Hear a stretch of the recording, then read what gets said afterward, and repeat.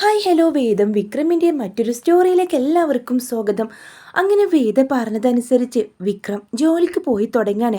അതിനു മുമ്പേ തന്നെ വിശ്വന് നല്ലൊരു ജോലി ഏർപ്പാടാക്കി കൊടുത്തിട്ടുണ്ടാവും. മടി പിടിച്ച് വീട്ടിലിരുന്ന വിശ്വനെ വേദ വന്നതോടുകൂടെ ഒരു ഉത്സാഹമൊക്കെ വന്നു തുടങ്ങാണ്. അങ്ങനെ വിശ്വേട്ടനെ പറഞ്ഞ് ബ്രെയിൻ വാഷ് ചെയ്തുകൊണ്ട് തന്നെ വേദ നല്ലൊരു ജോലി ഏർപ്പാടാക്കി കൊടുക്കുന്നുണ്ട്. ഒരു മടി കൂടാതെ തന്നെ അവർ ജോലിക്ക് പോയി തുടങ്ങാട്ടോ. ശ്രീയടുത്തേക്ക് ഇതിനേശം നല്ല സന്തോഷമാണ്. വേദയെ കെട്ടിപ്പിടിച്ച് മോളെ, ഒരിക്കലും വിശ്വേട്ടൻ ഇതുപോലെ ജോലിക്ക് പോകുമെന്ന് ഞാൻ സ്വപ്നത്തിൽ പോലും കരുതിയതല്ല. മോള് വന്നതുകൊണ്ടാ, മോള് പറഞ്ഞതുകൊണ്ട് മാത്രമാണ് വിശ്വേട്ടൻ ഇപ്പോൾ ജോലിക്ക് പോകുന്നത്. ഏടത്തി എൻ്റെ സ്വന്തം ഏടത്തിയെ പോലെ ഞാൻ കണ്ടിട്ടുള്ളത്. അതേപോലെ വിശ്വേട്ടനും എന്നെ ഈ വീട്ടിലെ എന്നെ അനിയത്തിയായി കാണുന്നവരാ നിങ്ങൾ രണ്ടുപേരും. നിങ്ങൾക്ക് നല്ലത് വരണം മാത്രമേ ഞാൻ ആഗ്രഹിക്കുള്ളൂ എന്ന് പറയാണ്.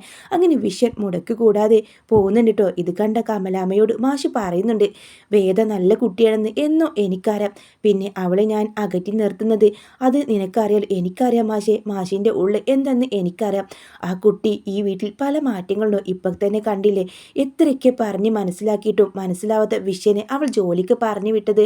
ഇപ്പോൾ അവനൊരു അനുസരണയുള്ളവനെ പോലെ അവൾ എന്നും പോകുന്നു, വീട്ടിലെ കാര്യങ്ങൾ നോക്കുന്നു. ഒരിക്കലും ഞാനത് മനസ്സുപോലും ചിന്തിച്ചതല്ല. അത് അവളെ കൊണ്ട് പറ്റിയല്ലോ എന്ന് മാഷി പറയുന്നുണ്ട്. ആ കുട്ടിയോട് ഇനി ദേഷ്യം വെറുപ്പൊക്കെ മാറ്റിവെച്ച് സ്നേഹത്തോടൊന്ന് മാഷി പെരുമാറണം. അതിനായിട്ടില്ല. എൻ്റെ ഉള്ളിൽ അവളോട് സ്നേഹവും എല്ലാം വാത്സല്യം ഒക്കെയുണ്ട്. പക്ഷേ അത് ഞാൻ പുറത്ത് കാണിക്കാത്തത് വിക്രം നേർവഴിയിലേക്ക് എത്തണം. എന്നോടുള്ള വാശിക്കെങ്കിലും അവൾ അത് ചെയ്യുമെന്ന് എനിക്ക് നന്നായിട്ടറിയാം. എന്നെ അംഗീകരിക്കാൻ വേണ്ടി അവൾ എന്തും ചെയ്യും എന്ന് മാഷി കമലാമ്മയോട് പറയുന്നുണ്ട്. അങ്ങനെ പിറ്റേ ദിവസം മാഷിൻ്റെയും കമലാമ്മയുടെയും വെഡ്ഡിങ് ആനിവേഴ്സറി ആയിരിക്കും. അങ്ങനെ വേദ വിക്രമിനോട് വന്ന് പറയുന്നുണ്ട്, അല്ല, നിങ്ങളുടെ അച്ഛനും അമ്മയ്ക്കും ഇന്നേ വരെ നിങ്ങൾ എന്തെങ്കിലും ഗിഫ്റ്റ് കൊടുത്തിട്ടുണ്ടോ? ഞാനെന്തിനാ അവർക്ക് ഗിഫ്റ്റ് കൊടുക്കുന്നത്? ഞാൻ കാശ് കൊടുക്കാറുണ്ട്, അവർക്ക് എന്ത് വേണമെങ്കിലും വാങ്ങാലോ. ഓ, അതിപ്പോൾ എല്ലാവർക്കും പറ്റും. ഒരാൾ അറിയാതെ അവർക്ക് എന്തെങ്കിലും സമ്മാനം കൊടുക്കുമ്പോൾ അത് എത്രമാത്രം സന്തോഷമാണെന്ന് നിങ്ങൾക്ക് അറിയാഞ്ഞിട്ടാണ്. നാളെ നിങ്ങളുടെ അച്ഛൻ്റെയും അമ്മയുടെയും ഈ വെഡ്ഡിങ് ആനിവേഴ്സറിയാണ്. എന്നത്തെ പോലെ രണ്ടുപേരും കൂടെ അമ്പലത്തിൽ പോയി പ്രാർത്ഥിച്ച് തിരികെ വരും. ഒരു സദ്യ പോലും ഉണ്ടാവില്ല. എന്നാൽ നിങ്ങൾ അവർക്ക് എന്തെങ്കിലും ഒരു ഗിഫ്റ്റ് വാങ്ങിച്ചു കൊടുക്കണം. ഞാൻ ഗിഫ്റ്റ് വാങ്ങിച്ചാൽ അച്ഛൻ അത് സ്വീകരിക്കില്ലെന്ന് പറയാണ്. അച്ഛൻ സ്വീകരിക്കും. അതിന് നിങ്ങൾ ജോലി ചെയ്ത് സമ്പാദിച്ചുണ്ടാക്കുന്ന കാശ് കൊണ്ട് വാങ്ങണം. അപ്പോൾ അച്ഛൻ അത് സ്വീകരിക്കും, ഉറപ്പാണെന്ന് വേദ പറയുന്നുണ്ട്. അങ്ങനെ വിക്രമിനും തോന്നാണ്, ശരിയാണ്, താൻ സമ്പാദിച്ചു തന്നെ അച്ഛനെ ഒരു എന്തെങ്കിലും വാങ്ങിച്ചു കൊടുക്കണമെന്ന് അവൻ്റെ മനസ്സിൽ ആഗ്രഹമുണ്ട്. അങ്ങനെ അവൻ ജോലിക്ക് പോവാണ്. അന്ന് വൈകുന്നേരം വരുമ്പോൾ അവൻ അച്ഛനും അമ്മയ്ക്കുള്ള ഒരു ജോഡി ഡ്രസ്സൊക്കെ ആയിട്ടായിരിക്കും വന്നിട്ടുണ്ടാവുക. അമ്മയും അച്ഛൻ്റെയും ഇന്ന് വെഡ്ഡിങ് ആനിവേഴ്സറി അല്ലേ, ഇന്ന് ഇതാ എൻ്റെ വക സമ്മാനം എന്നും പറഞ്ഞ് അവൻ കൊടുക്കുമ്പോൾ മാഷത് തട്ടി മുറ്റത്തേക്ക് എറിയാണ്. എന്നിട്ട് പറയും, ആരെയും കൊന്നും കൊല വിളിച്ചുണ്ടാക്കി കാശുണ്ടല്ലേ, എനിക്കിത് വേണ്ട, അതുകൊണ്ട് നീ അങ്ങ് എടുത്താൽ മതി. ഇവൾക്ക് ഇന്ന് ഡ്രസ്സ് വാങ്ങിച്ചു കൊടുക്കാനുള്ള കഴിവൊക്കെ എനിക്കുണ്ട്. അതുകൊണ്ട് കമല വാ എന്നും പറഞ്ഞുകൊണ്ട് ആ ഡ്രസ്സ് മുറ്റത്തേക്ക് വലിച്ചെറിഞ്ഞ് അകത്തേക്ക് കയറി പോകുമ്പോൾ കണ്ണ് നിറഞ്ഞ് നിൽക്കാണ് വിക്രം. കമലാമ്മക്കാണെങ്കിലോ എന്ത് ചെയ്യണമെന്നറിയാതെ വല്ലാതെ വിഷമിച്ച് നിൽക്കുകയാണ്. ആ കവറുകളെല്ലാം എടുത്തിട്ട് അമ്മയുടെ കയ്യിൽ കൊടുത്ത് വിക്രം പറയാണ്, അച്ഛൻ പറഞ്ഞ പോലെ ആരെയും കൊന്നിട്ടോ കൊല വിളിച്ചിട്ടോ അല്ല, തല്ലിയിട്ടോ ഒന്നും ഉണ്ടാക്കിയ കാശല്ല, ഞാൻ കഷ്ടപ്പെട്ട് ഉണ്ടാക്കിയ കാശാണെന്ന് പറയാണ്. ആ കവർ എടുക്കുന്ന സമയത്ത് വിക്രമിൻ്റെ കൈയെല്ലാം മുറിഞ്ഞു പോയത് വേദ കാണുന്നുണ്ട്. കമലാമ്മയും അത് കാണുന്നുണ്ട് കേട്ടോ. മോനെ കൈ മുറിഞ്ഞിട്ടുണ്ടല്ലോ, മരുന്ന് പുരട്ടി തരാം, ഇതൊന്നും വേണ്ട, മനസ്സിൽ വന്ന വേദനയോളം വരില്ല, ഇതൊന്നും പറഞ്ഞുകൊണ്ട് അവൻ അകത്തേക്ക് പോകുന്നതിന് മുമ്പേ വേദിയോട് പറയുന്നുണ്ട്, ഞാൻ അപ്പയെ പറഞ്ഞല്ലോ ഇതൊന്നും വേണ്ടെന്ന്, അച്ഛൻ സ്വീകരിക്കില്ലെന്ന് നിനക്കായിരുന്നല്ലോ നിർബന്ധം എന്ന് പറഞ്ഞുകൊണ്ടാണ് പോകുന്നത്. വേദക്കും ഇത് കണ്ടതോടുകൂടി വിഷമാവാണ്. വേദ വല്ലാതെ വിഷമിച്ച് നിൽക്കുക. അമ്മേ, അദ്ദേഹം ഒരിക്കലും കഷ്ടപ്പെട്ട് പണിയെടുത്ത കാശുകൊണ്ടാണ് അച്ഛനും അമ്മയും ഇത് വാങ്ങിയത്. അച്ഛൻ ചെയ്തത് വളരെ വേദനയായി. വിക്രമിന് വല്ലാതെ വിഷമമുണ്ടെന്ന് പറയുമ്പോൾ, മോളെ ഞാൻ എന്ത് ചെയ്യാനാണെന്ന് കമലാമ്മ പറയാം.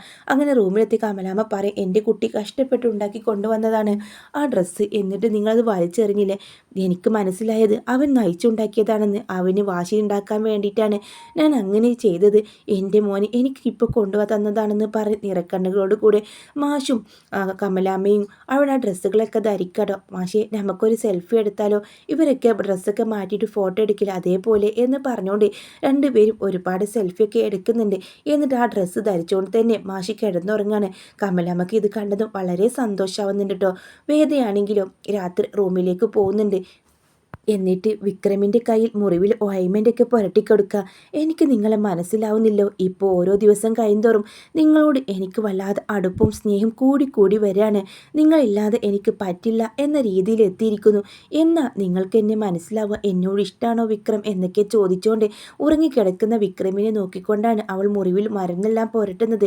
അവനാണെങ്കിൽ ഒന്നും അറിയാതെ കിടക്കുക. ഒടുവിൽ ഇന്ന് ജോലിക്ക് പോയതിന് എൻ്റെ വക സമ്മാനം എന്നും പറഞ്ഞുകൊണ്ട് അവൻ്റെ കവിളിൽ മുത്തിക്കൊണ്ടാണ് വേദ അവിടെ നിന്ന് എണീറ്റ് പോകുന്നത്. അങ്ങനെ മാഷും ഈ ഡ്രസ്സെല്ലാം ഇട്ടുകൊണ്ടാണല്ലോ കിടന്നത്. രാവിലെ തന്നെ ആ ഫോട്ടോസ് കമലാമ്മ എല്ലാവർക്കും കാണിച്ചു കൊടുക്കുന്നുണ്ട്. അപ്പോൾ വിക്രം അങ്ങോട്ട് വരുന്നുണ്ട്. അമ്മ എൻ്റെ കയ്യിൽ മുറിവിൽ മരുന്ന് പുരട്ടിയോ, നല്ല വേദ ഉണ്ടെന്ന് പറയാണ്. വേദയാണത് ചെയ്തതെന്ന് കമലാമ്മയ്ക്ക് അറിയാം. അപ്പോൾ വേദയാണെന്ന് പറയുന്നില്ല. അതേ മോനെന്ന് അവർ പറയട്ടോ. വേദ കണ്ണുകൊണ്ട് കാണിച്ചിട്ടുണ്ടാവും. അങ്ങനെ തന്നെ പറയാനായിട്ട്. അങ്ങനെ എന്താ നിങ്ങളൊക്കെ നോക്കുന്നത്? അങ്ങനെ ഫോട്ടോ കാണിച്ചു കൊടുക്കുമ്പോൾ അച്ഛൻ ഈ ഡ്രസ്സ് ഇട്ടുകൊണ്ടാണ് രാവിലെ വരെ ഉറങ്ങിയതെന്നൊക്കെ പറയുമ്പോൾ വിക്രമിന് വല്ലാതെ സന്തോഷം തോന്നാണ്.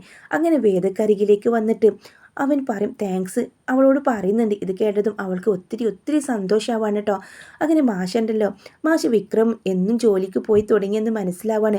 ശ്രീനിവാസനുമായിട്ടുള്ള എല്ലാ കൂട്ടുകെട്ടും വിക്രം ഒഴിവാക്കിയതോട് കൂടെ അതിൻ്റെ എല്ലാം പിന്നിൽ വേദയാണെന്ന് അറിയാവുന്നതുകൊണ്ട് തന്നെ മോളെ ഇങ്ങു വാ എന്ന് പറയുമ്പോൾ വേദക്ക് സംശയമാണ് കേട്ടോ. എന്താ അച്ഛൻ എന്നെയാണോ വിളിക്കുന്നത്? മോളെ ഒരിക്കലും നീ ഈ വീട്ടിലെ മരുമകളാവരുതെന്ന് ഞാൻ നിർബന്ധം പിടിച്ചത് അത് നിൻ്റെ ഭാവി ഓർത്താ. വിക്രം ഒരിക്കലും നന്നാവില്ലെന്നാ ഞാൻ കരുതിയത്. എൻ്റെ ഒരു മകൻ മടി പിടിച്ച് ഇരിക്കുക. അതിനെല്ലാം നല്ല ഒരു കാരണക്കാരിയായത് അവരൊക്കെ നല്ല നിലവിൽ നയിച്ചത് എൻ്റെ പൊന്നുമോളായ വേദയാണ്. നിന്നോടെനിക്ക് തീരാ തീർത്താത്ത ഒരു കടപ്പാടുണ്ട് മോളെ. എൻ്റെ 2 മക്കളെയും നീ നല്ല വഴിക്ക് നയിക്കുന്ന ഓർത്തപ്പോൾ ഇനിയും നിന്നോട് ഞാൻ വെറുപ്പും ദേഷ്യവും മനസ്സിൽ വെച്ചത് അങ്ങനെ പെരുമാറിയാൽ ദൈവം പോലും എന്നോട് പൊറുക്കില്ല. ഒരിക്കലും എനിക്ക് നിന്നോട് വെറുപ്പോ ദേഷ്യമോ ഒന്നും ഉണ്ടായിട്ടില്ല. നീ വീട്ടിൽ നിന്ന് പോകണമെന്ന് ആഗ്രഹിക്കുന്നത് നിൻ്റെ അച്ഛനെ ഓർത്താണ്. പക്ഷേ ഇപ്പം എൻ്റെ വിക്രം നല്ല നേർവഴി നടക്കുന്നുണ്ടെങ്കിൽ അതിന് കാരണക്കാരി നീയാണ്. നിന്റെ കണ്ണു നിറയാൻ ഒരിക്കലും ഞാൻ സമ്മതിക്കില്ല എന്ന് പറയുമ്പോൾ വേദ കരച്ചിലോട് കൂടെ അച്ഛനെ കെട്ടിപ്പിടിക്കട്ടോ. അച്ഛനെയും അമ്മയും ഞാൻ കണ്ടിട്ടുള്ളത് എൻ്റെ സ്വന്തം അച്ഛനെയും അമ്മയും ആയിട്ടാണ് എന്ന് പറയുന്നുണ്ട്. മാഷി നീയാണ് ഈ വീട്ടിലെ മരുമകൾ, നീയാണ് മോളെ യഥാർത്ഥ മരുമകൾ എന്ന് പറയാണ്. ഈ ഒരു കുടുംബത്തെ സ്വന്തം കുടുംബത്തെ പോലെ ചേർത്ത് നിർത്താൻ പറ്റുന്ന നീ ഞങ്ങളുടെ മകൾ തന്നെയാണ്. ഞങ്ങൾക്ക് 3 ആൺമക്കളാണ്. ഞങ്ങൾക്ക് പിറക്കാതെ പോയ ഞങ്ങളുടെ പൊന്നുമോളാണെന്ന് പറഞ്ഞുകൊണ്ട് മാഷ് അവളെ കെട്ടിപ്പിടിച്ച് മൂർത്താവിൽ ചുംബിക്കുന്നുണ്ട്. ഇത് കണ്ടുകൊണ്ട് വന്ന വിക്രമിന് ഒത്തിരി സന്തോഷമാവുണ്ട്. തൻ്റെ അച്ഛൻ വേദയെ അംഗീകരിച്ചു. അത് മനസ്സിലാക്കിയ വിക്രം മനസ്സിൽ കരുതാൻ വേദയെ അംഗീകരിച്ചാൽ അവരെന്നെ മകനായിട്ടും വേദയെ മരുമകളായിട്ടും അംഗീകരിച്ചു എന്നാണല്ലോ അർത്ഥമെന്ന് വിക്രം ആലോചിച്ച് അവനക്ക് സന്തോഷമാവുന്നുണ്ട് കേട്ടോ. അച്ഛന് തന്നോട് ദേഷ്യവും വെറുപ്പൊന്നുമില്ലെന്ന് ആ കണ്ണുകളിൽ നിന്ന് അവൻ മനസ്സിലാക്കിയിരുന്നു. നല്ലൊരു അടിപൊളി എപ്പിസോഡാണ് കേട്ടോ. വേദയെ മാഷ് ചേർത്ത് പിടിക്കുന്ന നല്ലൊരു കിടിലൻ എപ്പിസോഡ് തന്നെയാണ്. മാഷിൻ്റെ കുടുംബത്തെ സ്വന്തം കുടുംബത്തെ പോലെ ചേർത്ത് നിർത്തുകയും എല്ലാവരെയും നേർവഴിക്ക് നടത്തുകയും ചെയ്യുന്നുണ്ട് വേദ. അങ്ങനെ എന്നാലും ഒരിക്കലും മാറാത്ത ഒരാളാണ് കേട്ടോ നന്ദിനി. നന്ദിനിക്ക് ഇതിലൊക്കെ കുശുമ്പുണ്ട്, എന്നാലും അവർ നന്നായിട്ട് തന്നെ അടിപൊളിയായിട്ട് പോവാണ്.